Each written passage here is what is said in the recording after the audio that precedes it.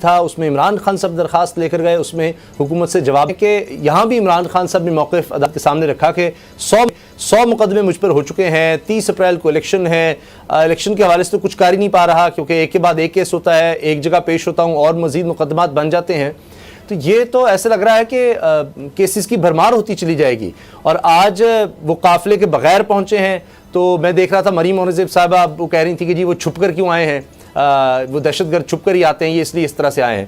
تو حکومت کی بھی اسٹریٹجی سمجھ نہیں آتی کہ وہ عمران خان صاحب وہ کیا چاہتے ہیں، کس طرح ہیں۔ زیادہ لوگوں کے ساتھ آتے ہیں تو مقدمے ہوتے ہیں، اگر وہ اس طرح آتے ہیں کہ کسی کو پتہ ہی نہیں ہوتا اور خود کہہ رہے تھے کہ جی میں اب گاڑی بدل کر آیا ہوں تاکہ پتہ نہ چلے، تو بھی حکومت خوش نہیں ہوتی۔ تو یہ تو ایسا لگتا ہے کہ حکومت صرف ٹارگٹ کیا ہوا ہے کہ کسی نہ کسی طرح عمران خان کو یہ عدالتیں سزا کیوں نہیں دے دیتی۔ دیکھیں مریم اورنگزیب صاحبہ کا یہ بیان کہ وہ چھپ کر آئے ہیں، اور انہوں نے ساتھ ساتھ یہ بھی کہا کہ بہت جلد ان کو منہ دکھانے کی جگہ نہیں ملے گی، تو میں سمجھتا ہوں کہ بالکل ان ریئلسٹک بات ہے۔ پہلے آپ ہی گلہ کرتے ہیں کہ اگر وہ لوگوں کو لے کر آ جائیں یا پھر وہاں پر ہجوم اکٹھا ہو جائے، بدنظمی ہو جائے، تو ریاست کے وسائل بھی ضائع ہوتے ہیں، جس طرح کل بھی ہم نے بات کی کہ ایک پیشی پر 2 کروڑ کا خرچ آ گیا تھا۔ تو آج میں سمجھتا ہوں خان صاحب نے جو رستہ اختیار کیا یہی ہونا چاہیے، اور اسی طرح ان کو کورٹ میں اپیئر کرنا چاہیے تاکہ اتنا برڈن وہاں پر نہ آئے کہ انتظامی معاملات جو ہیں وہ سنبھالنا مشکل ہو جائے۔ تو اس کو بجائے اس کے خوشائن قرار دیتے، کہا یہ جا رہا ہے حکومت کی طرف سے کہ چھپ کر آئے ہیں، تو میں نہیں سمجھتا اس کو سیریس لینا چاہیے اس بیان کو۔ جہاں تک عمران خان صاحب کی یہ بات ہے کہ الیکشن کیمپین کا ان کو وقت نہیں مل رہا، اور انہوں نے ساتھ ساتھ یہ بھی کہا کہ میری جو عدالت پیشی ہے یہی میری کیمپین ہے، اور صحیح کہا انہوں نے۔ اس کی وجہ یہ ہے کہ اب ان کو کیمپین کی ضرورت اس حکومت کے اگینسٹ نہیں ہے، جو کہ منظر عام سے ہی غائب ہے، جس کے فیصلے سمجھ نہیں آ رہی کہ سب کے کنسنسس کے بغیر ہو رہے ہیں، کون کر رہا ہے کون نہیں کر رہا۔ آدھے اتحادی کوئی بات کر رہے ہیں، بلاول صاحب کہہ رہے ہیں کیبنٹ کو چھوڑ دیں گے۔ تو اس سے نظر یہی آ رہا ہے کہ خان صاحب کو زیادہ محنت کی ضرورت اب نہیں ہے۔ اس کی وجہ یہ ہے کہ جو نیریٹو ہے ان کا وہ سر چڑھ کر بول رہا ہے، وہ سوشل میڈیا پر بھی آپ کو دکھائی دیتا ہے، مین سٹریم پر بھی دکھائی دیتا ہے، سڑکوں پہ بھی دکھائی دیتا ہے، اور خان صاحب کی جو ریلیز ہیں اس میں بھی وہ واضح دکھائی دیتا ہے۔ تو اسے سمجھ یہی آتی ہے کہ عمران خان صاحب کو کیمپین کی پریشانی نہیں ہونی چاہیے۔ اس کی وجہ یہ ہے کہ ان کا جو مقابلہ ان حریفوں سے ہے جو کہ خاص کام کر نہیں رہے، جو گراؤنڈ پہ دکھائی نہیں دے رہے، جن کا نیریٹو اتنا کمزور ہے کہ وہ ساری پارٹیاں مل کے بھی تحریک انصاف کو کنفرنٹ نہیں کر پا رہی، اس لیے ایک ہیلدی بیلنس بھی کریٹ نہیں ہو رہا، اور یہی وجہ ہے کہ الیکشن میں ڈیلے پر ڈیلے ہمیں دکھائی دیتا ہے۔ اور جہاں تک عمران خان صاحب نے آج عدالت میں بات کی اپنی جان کو خطرہ ہونے کے حوالے سے، یہ بہت پیچیدہ صورتحال ہے، کیونکہ خان صاحب کے کلیمز اس کو لے کے بہت سیریس ہیں، لیکن انفارچونیٹلی اس کا جو ایویڈنس ہے یا پھر اس کی جو انکوائری ہے وہ ہو نہیں پاتی۔ جس طرح سے انہوں نے یہ بھی کہا کہ میرے گھر پہ جب حملہ کیا گیا شیشے توڑ دیے، میری اہلیہ گھر میں اکیلی تھیں، تو اس ساری صورتحال کو اب انویسٹیگیٹ کون کرے؟ جو حکومت وہاں پر بیٹھی ہوئی ہے پنجاب کے اندر، وہ تو خود یہ سب آرکسٹریٹ کر رہی ہے۔ اس کے علاوہ جو سینٹر میں گورنمنٹ ہے وہ بھی خان صاحب کے حریف ہیں، ان کو وہ FIR میں نامزد کر چکے ہیں۔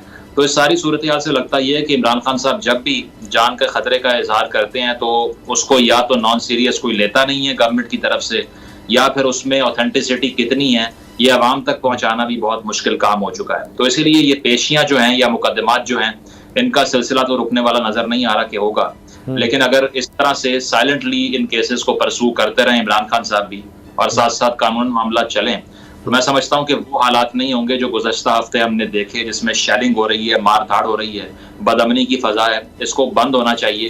ساتھ ساتھ کارکنان کا ہجوم نہیں ہونا چاہیے کورٹس کے باہر جب پیشی ہو، جس طرح آج ہوا۔ تو میں سمجھتا ہوں اچھا سائن ہے اوورآل۔ لیکن زمل ہم یہ دیکھتے ہیں کہ چاہے پریس کانفرنسز دیکھ لیں، ٹویٹ سے بھی اندازہ ہوتا ہے نا انسان کیا سوچ رہا ہے، جو حالات چل رہے ہیں۔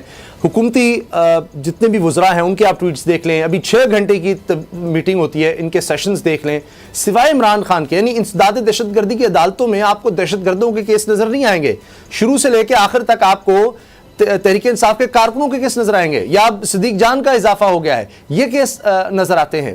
تو پھر اس کے بعد اشتعال ہی یہ ہوگا نا کہ مریم اورنگزیب صاحبہ کہہ رہی ہیں جی یہ چھپ کر کیوں آ گئے؟ بھئی وہ آ تو گئے، لوگوں کے ساتھ آتے ہیں تو مقدمے بنتے ہیں۔